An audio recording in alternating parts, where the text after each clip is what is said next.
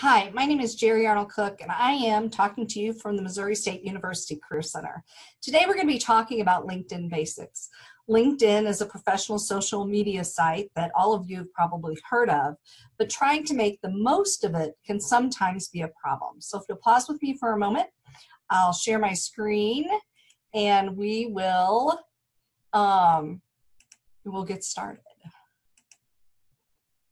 Okay, so LinkedIn basics. Before you even begin to establish your LinkedIn account and profile, I wanted to share a few tips with you. First, establish a professional Gmail address. Now, you might already have one that is tied to a hobby or a nickname. For example, I fish for trout, so I could easily have a Gmail address that says, troutslayer@gmail.com. But you really want a Gmail address that is tied to your name. If your name is taken, then you might add a number. I'm going to caution older job applicants and really younger job applicants. If you're afraid that your age is going to be taken into consideration in a negative way, I wouldn't choose to put the year you were born as part of your name. So like J. Arnold Cook, 2019. Obviously, I wasn't born this year, but maybe pick a different date. I was born on August 28th, so I could do J. Arnold Cook at 8/28. at gmail.com. But establish that professional Gmail address. Choose an appropriate photo of yourself. Now, if you're in college, you probably don't have a lot of money to pay for a professional photographer. And if you're like me, you don't particularly like looking at pictures of yourself anyways. I have put a picture of myself as an example on this page. And I wanted to give you an example for two reasons. Number one, you don't have to be in a full suit. This picture was taken by a friend of mine on her iPhone, and then I just cropped it on the iPhone and used to cut and paste it. And I wanted to make a couple comments. I spoke to a friend of mine that's a photographer, and they said the last thing you want to do if you take a photo of yourself or have a friend take a photo of yourself is you absolutely do not want to be standing in front of a stark white wall looking straight forward into the camera, because it might look a little bit like a motor vehicle picture or a mugshot.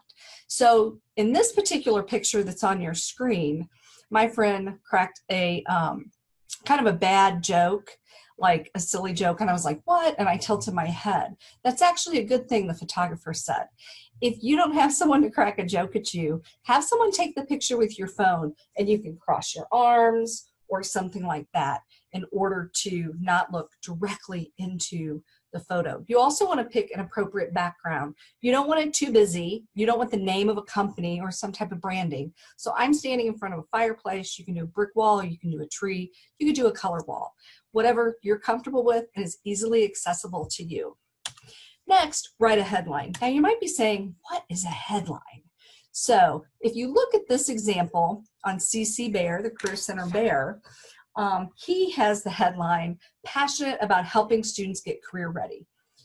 Every time you make a comment, and we'll look at my LinkedIn site here in a minute, every time you make a comment on LinkedIn, you post something, your picture, your name, and your headline is going to appear. Your connection to that person will also appear. So CC Bear here is like a first connection for me. And so it would be first connection. If I was connected to CC Bear and I commented on somebody he's linked to, but I'm not linked to, it would be CC Bear dash, I would be a second connection. Anyways, you want to put something you're passionate about, or you want to put something about the industry you want to go into, something that's telling about you.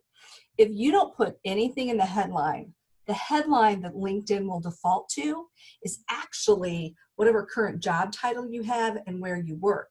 Now that may not be a bad thing at all. That may be a very good thing. But if you're an aspiring actress, you might not want your headline to say that you're a work-study student in the library, for example. Nothing wrong with being a work-study student in the library. It shows that you can balance your classes with work, but that might not be the first thing that you want people to see and hear about you. The other thing I want you to keep in mind is that there's a 120 character limit. So this is kind of like your 120 character elevator speech. This talks about what the Career Center Bear is passionate about. You might put aspiring actress, entrepreneurial leader, whatever floats your boat and will give you a positive professional brand. Next, let's talk about creating your account. So you go to www.linkedin.com, you navigate to the LinkedIn sign-up page. You're going to type your first and last name, the email address, and this email address will be used by LinkedIn to send you notifications. Now, these aren't usually sales pitches. We'll talk about in a minute when you get notifications, and then a password that you'll use. Then you're going to get a user agreement. The user agreement is all about being respectful, privacy, those types of things. If you agree, you click join and you're in. So what's next? Enhancing your profile. Once you start a profile, you're going to, once you get an account, you're going to go in and you're going to see at the top of your page something that looks identical to this. If you click on the me, where I've got that maroon arrow, you're going to get a drop-down box and you're going to see view profile. When you view profile, what that does is that takes you to your page where you can edit whatever you want. Now, the about section. You'll see that I've cut and pasted a copy of my current profile. There's my picture that I showed you earlier. I went ahead and did a background picture. You don't have to, of Carrington Hall because that's where I work. It also looks very university and college oriented, and I'm a student affairs professional, so I like that being tied, that image being tied to my personal brand. About can be anything. It could be a summary of your skills. You can upload examples of your work. You can upload a resume. If you notice, I've put maroon arrows right by those pencils. When you click on that arrow, that then allows you to edit whatever's in that area. Next, we're going to talk about your dashboard. After the About section is your dashboard. LinkedIn will send you an email like once a week that says how many people have viewed your profile. If you have a free account, it'll tell you the names and titles of some of the people, but not all the people who viewed your profile. If you've posted something, and I'll show you some posts that I've done, it'll show you how many people have viewed those posts. And if you appear in any searches, it will also tell you how many searches you appeared in. Now, why might you want to know that? I think as a job seeker, you want to know that. Or I'm a member of a professional organization, and I will sometimes advertise on my personal website or my personal LinkedIn profile in my newsfeed, hey, take advantage of this opportunity. And it's nice for me to know how many people have viewed that. So that's why you might want to know that. Next, you'll see career advice.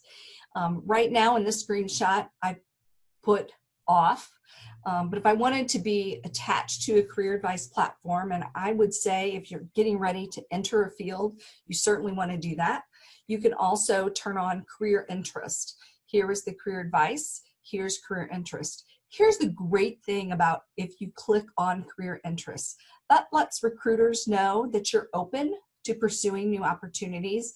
And there's a little drop-down box. And in that drop-down box, you can put things like what area, geographic areas you want to look for jobs or you're open to jobs in. You can also put what professions, professional areas, and some other things. There is a settings section that we'll look at in a minute. And if you are currently employed and you didn't necessarily want your current employer notified that you were looking, there's a setting to where you can say only allow recruiters to know that I'm looking. And then finally, there's salary insights. If you want to compare your salary or proposed salary with another, you can click there. Next is that activity box, and we'll go back to that in a minute. Experience. So when you get ready to build your LinkedIn profile, I highly recommend you have your resume ready. But while you can upload a resume in the About section, you don't necessarily want to type word for word everything that's on your resume on your LinkedIn. So I've given you an example. You'll notice that on the left is an example from a resume we have here in the office. And this individual served at Coach A's basketball camp, and I just put 2 of their bullet points on there. You'll notice that in the resume section, it's pretty detailed. Scheduled logistics of basketball camp, including rental of practice facilities, dining halls, residence halls for camps. It says for campus, but it should be camps of up to 100. Over here, it's a synopsis, and it gives the highest, most difficult things that you did or most important things. So scheduled all facility logistics for camps of up to 100 people. Led small group basketball skills workshops for groups of up to 10 children. So that's kind of an example of how a LinkedIn experience section would differ from a resume section. Now let's talk about the education section. When you go to edit your education section and you type in the name of a university, this doesn't happen to be mine, it happens to be a friend's. They graduated with their doctorate from the University of Missouri, Columbia. LinkedIn will automatically generate, and you can click to accept or ignore an icon or logo. I think it's fine to accept the icon. Actually, I think it breaks up kind of the page, so I encourage you to do that. Now, if you are an older person and you don't want to say, hey, I graduated with my doctorate 20 years ago, you can actually leave the year blank. And just have University of Missouri Columbia doctorate, education, leadership, and policy analysis, and nothing else. If you are currently enrolled, you can put the year you started and put to present. So those are some things. The other thing I want to point out on my friends, and this is why I featured hers, under University of Central Missouri, you'll notice that she put activities and societies. If you have some type of academic honor, you're a Rhodes Scholar, you're a Board of Trustees Scholarship Award recipient, you can put some academic honors here, especially if they're really important to you or you're particularly proud of them. There's also another section where you can add other things that you're proud of. But that's kind of an overview of the education section. Next, let's talk about those additional profile sections. So if you're on your edit profile or view profile page and you click on add profile section, you can determine which sections you have and you don't have on your page. So I have 6 positions on my profile, 3 schools, 3 licensures or certificates. Actually, they're all certificates. And then volunteer experience. You'll see I put 11 volunteer experience. I only put volunteer experiences on my resume if they're tied to my profession or the profession I want to seek or I want to go into. So for example, if I do a roadside cleanup or I go serve in the soup kitchen, I don't list that as a volunteer experience because that's not an area, social service, that I'm going into. But I list volunteer experience directly tied to strategic planning, career development, and education, because that's what I'm interested in. Next, we're going to talk about skills and what skills look like on your profile. If you press on skills, which falls just a little bit below that big old black circle, you clicked over there.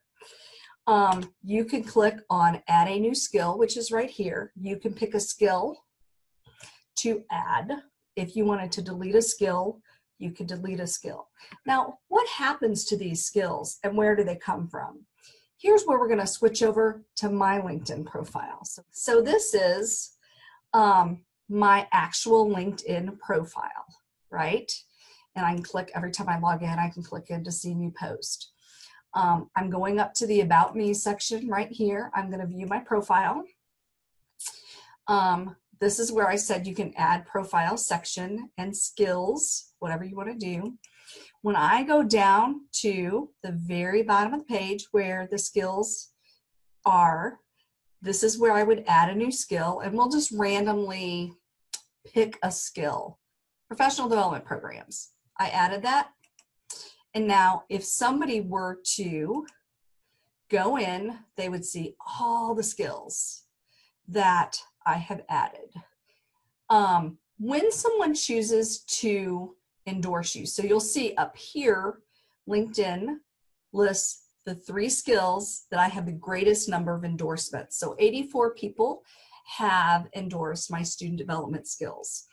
Down here, industry knowledge, tools, those things, they're down here, and you can see where the greater the skill endorsements, these are here because that's the thing that I have been endorsed for the most. How do you get endorsements? Well, I think endorsements are kind of like you give them to get them. So if you go in after you tell someone you want to link with them. So one of the people I'm linked with is, we'll go into Eddie Grover Bisker. She's a very good friend of mine. If I go all the way down to Eddie's skills page, I hope I don't make you dizzy, and I put show more, everything that I have clicked and endorsed her for, those are things I've endorsed her for. Now, I've endorsed her a lot because I've used her as an example a lot, and we've worked together a lot. But one of the things I haven't endorsed her for yet is student recruiting. So if I endorse her for that, it's going to go in and say, how good is she at student recruiting? Well, she's highly skilled. I have to be honest with you. That woman could talk you into buying swampland in the middle of a desert. And I've worked directly with her on the same team or project. So I can submit that, and now that's going to show up in her profile. I go back to my profile because I wanted to share with you guys a little bit about recommendations. You could see I've received 7 recommendations and I've given 12. On this edit button, what that does is I can't edit somebody's submission to me, but let's say John Esch had written me a recommendation, I found a typo. I could choose to ask for a revision.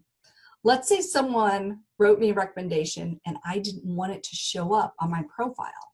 I can just click right here and say hide or show. So that's how I manage recommendations. Here's how you can ask someone to recommend you. I showed you how you could ask someone to go in through skills and recommend you.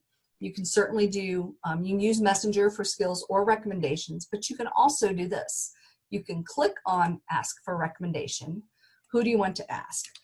Kim Becking is a good friend of mine. She's a motivational speaker and happens to be an alumni of the university. So my relationship to Kim, I worked with Kim in the same group. We worked on a conference together, and that was actually when I was a senior director. If I hit next, it's going to populate the question, hi Kim, can you write me a recommendation? I suggest that you don't just send this. I suggest that you expand that. Hi Kim, can you write me a recommendation? Or hi Kim, something like, I am trying to strengthen or improve, whatever your language would be, my LinkedIn profile as I get ready to conduct a job search. I enjoyed working with you on XYZ, and would appreciate your writing me a recommendation, and it does spell check, thank goodness, regarding my ability to manage, to plan large scale events based upon that project. You get the idea. And then I would say, please let me know if there's anything I can do for you. Sincerely, Jerry, and I would hit send. I'm not going to send that to Kim.